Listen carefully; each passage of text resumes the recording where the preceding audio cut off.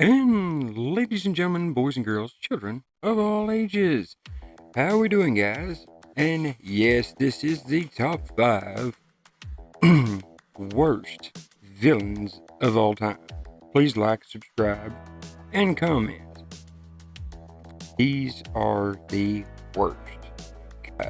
Kicking off our list, at number 5, we have the villain who has meant to strike fear into our hearts but ended up being more comical than menacing.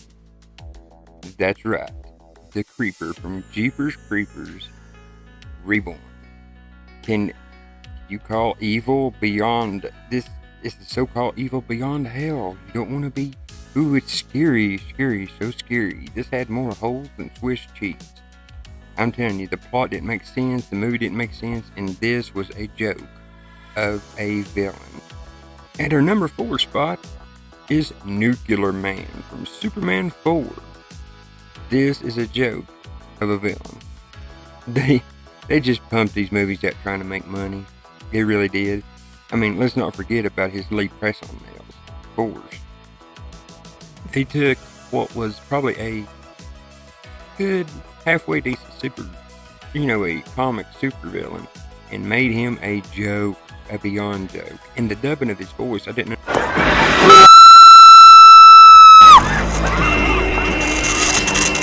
that. Yeah, I mean, didn't get that? I sure don't. Freeze! Oh, come on! Boom! Best villains have layers, but this is as one-dimensional as a cardboard cutout, I'm telling you. Coming in at number 3 is the Architect from Matrix Reloaded. We all was waiting on a great villain, then we get Colonel Sanders. This was so disappointing. Who are you? I'm the guy who's trying to pretend to be Colonel Sanders. What do you think? They had us looking at a great part 1 with the Matrix, and then they get us all built up, and then we get a joke for a villain who likes messing with TV sets. We all love a good movie twist, but it felt like they almost was making the thing up at the end. Either that or they thought, hey, let's just see what the most disappointing villain of all time can be. Here, hang on, we'll get Colonel Sanders. Our number 2 spot goes to a villain who was downright a joke.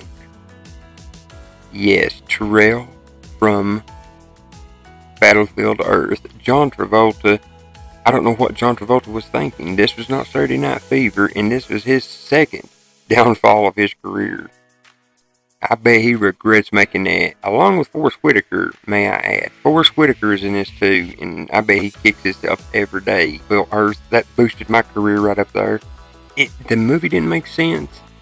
John Travolta didn't make sense. None of this made sense. And let's not forget the girl with the tongue. I mean, how can you pass that up? The girl with the tongue. It was way beyond awful. And finally, the moment you've all been waiting for, or not been waiting for, taking the crown for the worst villain in movie history is, that's right, get out of the way! Oh, get to the chopper! It's Mr.Freeze from Batman and Robin. George Clooney and Arnold Schwarzenegger. Arnold Schwarzenegger as Mr. Freeze is beyond. It is bad. Lord, it's the worst villain by far. Not just bad acting, but just, how can you forget the awful one-liners? I think he said, get to the chopper, instead of, I think he said, get the gun, or get the gun! Get the gun! And, I could have cooked up a better villain than this. It was very, very bad. I could have done better on a 10-day meth binge and seen shadow people, and that's just lazy writing. I could have cooked up a better villain than this. Well, there you have it, our top 5 worst movie villains ever. These villains tried to be menacing, but they ended up leaving us more amused or annoyed than anything else. Let us know in the comments if you agree with our list, or if you have any other villains that deserve to be on the list. Please like, comment, and subscribe, and remember, take care.